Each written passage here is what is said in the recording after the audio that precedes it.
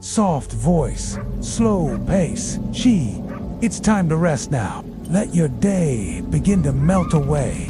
Let your shoulders soften, your breath slow, and your body grow heavier, as though you're gently sinking into the softness beneath you. Feel your chest rise and fall, like a boat on a quiet medieval lake. Breathe in deeply, and exhale slowly. The world outside is already drifting into dreams, and so it's time to join it. Let your imagination become lighter, like candle smoke curling into the air. Let me take you far away to a place where the stars still whisper and lanterns keep watch over the night. Our story tonight begins at twilight on the high stone walls of a castle, where a gentle wind hums through the banners, and a single boy walks slowly with a lantern in hand. Begin storytelling, tone still, soft, calming, almost like a lullaby. The castle is old, older than memory. Its stones warm from the day's sun, and now cooling slowly under the dusky sky. Along the wall walk a narrow path that winds around the towers. A boy named Emeric walks alone, carrying a brass lantern in one hand and a bundle of oil-soaked wicks in the other. He is no knight, no warrior, just a page, small and quiet, with hair the color of oat straw and a tunic that flutters softly as he walks. Every evening, just as the sun dips behind the western hills, he begins his quiet task, lighting the lanterns of the castle watch, one by one, step by step, flame by gentle flame. The air is hushed, only the faint bleat of a sheep in the far meadow, a whisper of leaves from the orchard below, and Emeric's soft humming, like a lullaby the stones have heard for years. They say, though, few remember why, that these lanterns must be lit before the last bird sings, for if they are not, the wind may bring with it more than just leaves and coal. In old times, the gods believed that the steady flame of the lanterns kept away spirits that wandered through dreams, restless souls who did not like the dark, but feared the light more. Of course, Emeric is not afraid. He is small, yes, but he trusts the flame. He knows each lantern's names for the brass frames have been there so long they seem to hold memories. There's old beak, shaped like a bird's curved beak. Then little sister, who always flickers at first, and the whisperer near the chapel tower, who never makes a sound when lit. Emeric pauses at each, kneels with care, and with a flint and steel, sparks a flame that dances like a firefly. Before blooming into golden warmth, the flame flutters for a moment, then steadies, as though sighing into place.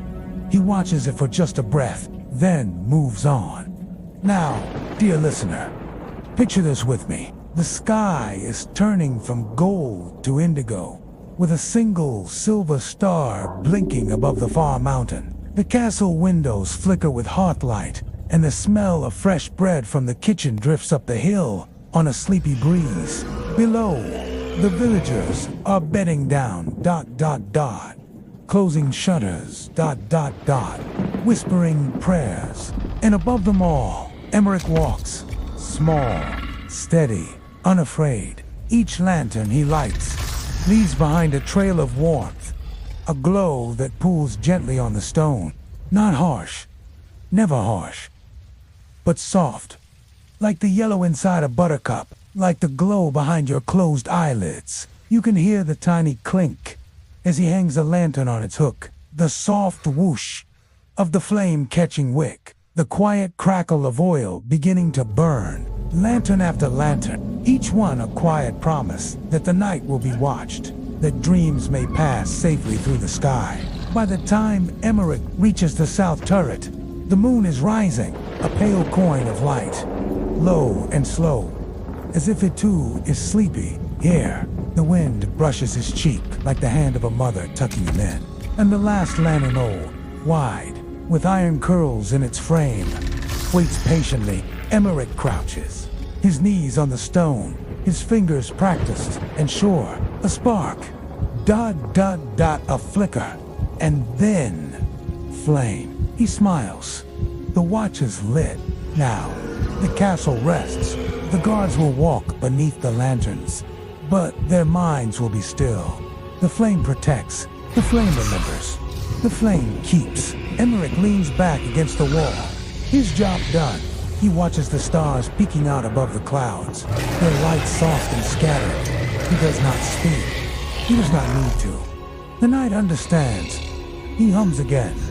A song learned from his grandmother. A tune older than the tower stones. It sounds like wind through wheat.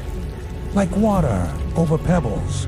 And somewhere down below, a cradle rocks gently. A dog sighs in its sleep. The world turns a little slower. The lanterns glow, and all is well. And now, we walk with him down the quiet, turning stair.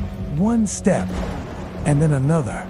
Each step slower, each step softer, until we reach the ground once more.